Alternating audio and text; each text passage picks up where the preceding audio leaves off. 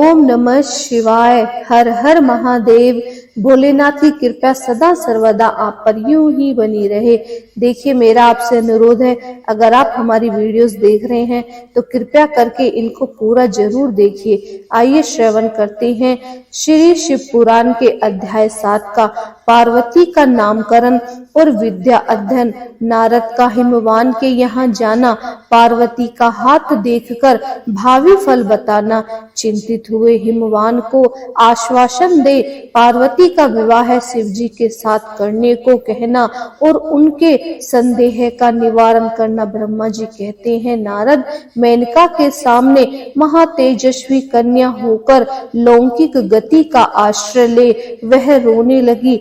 उसका मनोहर रुद्र सुनकर घर की सब स्त्रियां हर्ष से खिल उठी और बड़े वेग से प्रसन्नता पूर्वक वहां आ पहुंची। नील कमल दल के समान श्याम वर्ण कांति वाली उस परम तेजस्वी और मनोरम कन्या को देखकर गिरिराज हिमालय अतिशय आनंद में निमग्न हो गए। तदंतर सुंदर मुहूर्त में मुनियों के साथ हिमवान ने अपनी पुत्री के काली आदि सुखदायक नाम रखे।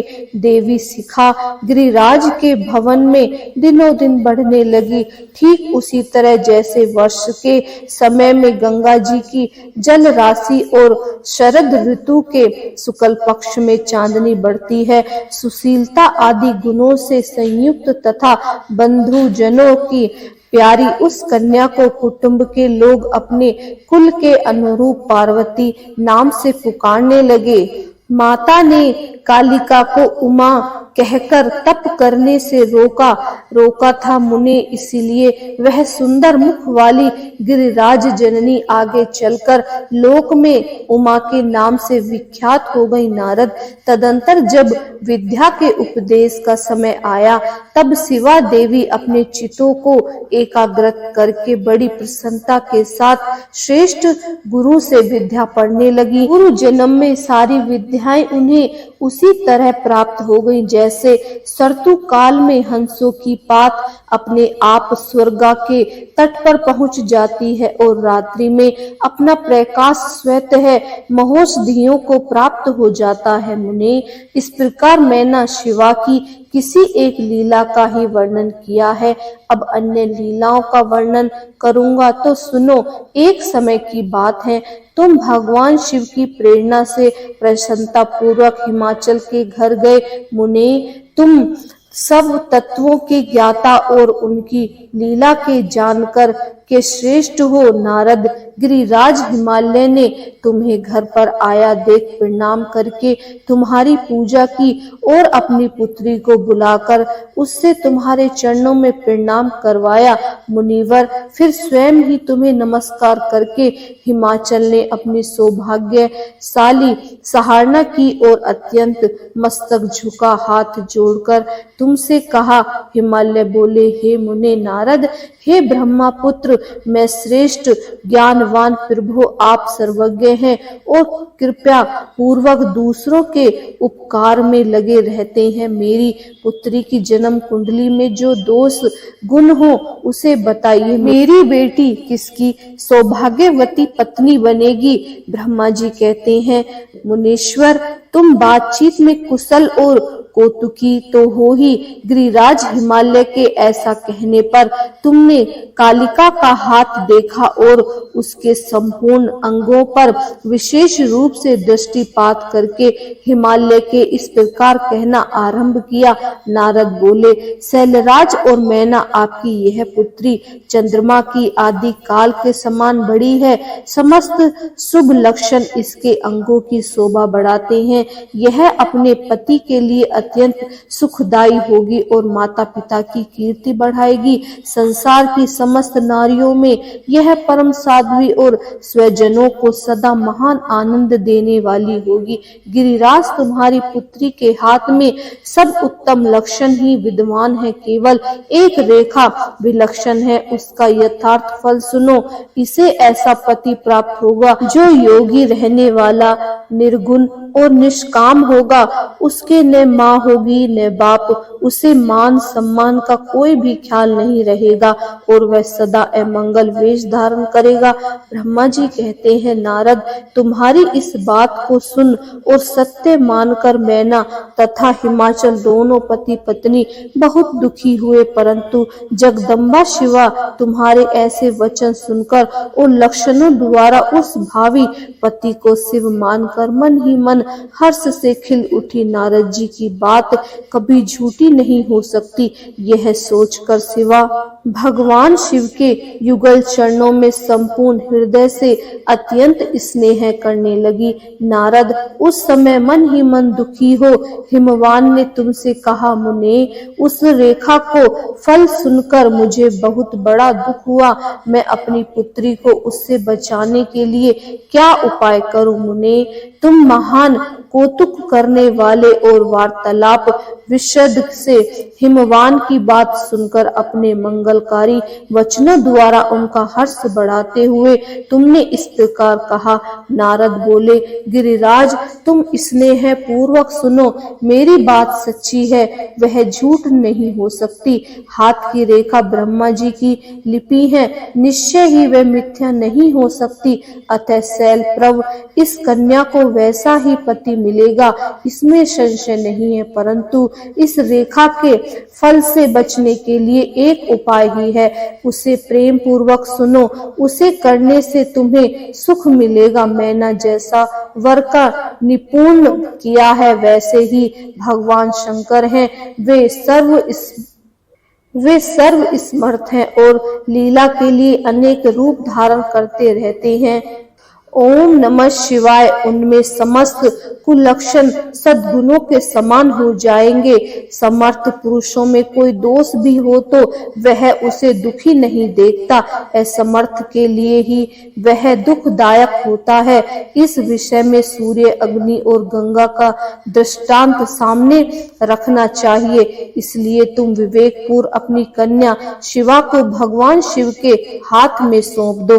भगवान शिव इसके ईश्वर, सेव्य, निर्विकार, सामर्थ्यशाली और अविनाशी हैं। वे जल्दी ही प्रसन्न हो जाते हैं, अतः शिवा को ग्रहण कर लेगी, इसमें संशय ही नहीं। यदि शिवा तप करे तो सब काम ठीक हो जाएंगे। सर्वेश्वर शिव सर्व प्रकार से समर्थ हैं, वे इंद्र के वज्र का भी विनाश कर सकते हैं। ब्रह्मा जी उनके अधीन हैं तथा वे सबको सुख देने वाले हैं। पार्वती भगवान शंकर की प्यारी पत्नी होगी, वह सदा रुद्रदेव के अनुकूल रहेगी, क्योंकि यह महासाध्वी और उत्तम व्रत का पालन करने वाली है तथा माता पिता को सुख देने वाली है। यह तपस्या करके भगवान शिव के मन को अपने वश में कर लेगी और वे भगवान के इससे सिवा किसी दूसरी स्त्री से विवाह नहीं करेंगे। इन दोनों का प्रेम एक दूसरे के अनुरूप है। वैसा उच्च कोटि का प्रेम न तो किसी का हुआ है, न इस समय है और न आगे होगा। गिरि श्रेष्ठ, इन्हें देवताओं के कार्य करने हैं। इनके जो काम नष्ट भ्रष्ट हो गए हैं उन सब का इनके द्वारा पुनः उज्जीव्य या उद्धार होगा। ऐद्रिराज, अपनी कन्या को पाकर ही भगवान हर अर्धनारीश्वर होंगे। इस दोनों का पुनः हर्ष वर्ण मिलन होगा। आपकी यह पुत्री अपनी तपस्या के प्रभाव से सर्वेश्वर महेश्वर को संतुष्ट करके उनके शरीर के आधे भाग को अपने अधिकार में कर लेगी, उनका अर्धांग बन जाएगी। तुम्हें अपनी यह कन्या भगवान शंकर के सिवा दूसरे किसी को नहीं देनी चाहिए। यह देवताओं का गुप्त रहस्य है, इसे कभी प्रकाशित नहीं करना चाहिए। हिमालय ने कहा, ज्ञानी मुने नारद, मैं आपको एक बात बता रहा हूँ, उसे प्रेम पूर्वक सुनिए और आनंद का अनुभव कीजिए। सुना जाता है कि महादेव जी सब प्रकार को आसक्तियों का त्याग करके अपने मन को संयम में रखते हुए नित्य तपस्या करते हैं। देवताओं भी दृष्टि में नहीं आते।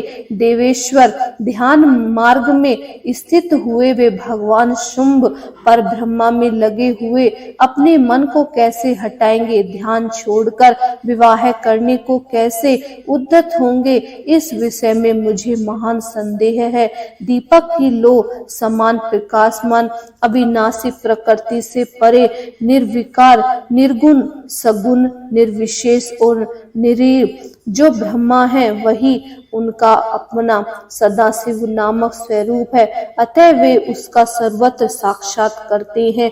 किसी ब्रह्मा अनात्म वस्तु पर दृष्टि नहीं डालते। मुने यहाँ आए हुए किनारे के मुख में उनके विषय में नित्य ऐसी ही बात सुनी जाती है।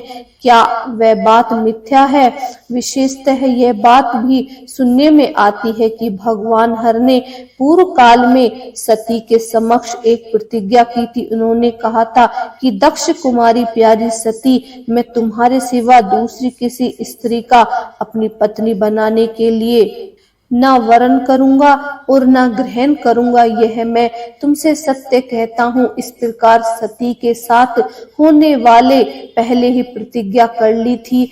अब सती के मर जाने पर वे दूसरी किसी भी स्त्री को कैसे ग्रहण करेंगे? यह सुनकर तुम नारद ने कहा, महात्मे गिरिराज, इस विषय में तुम्हें चिंता नहीं करनी चाहिए।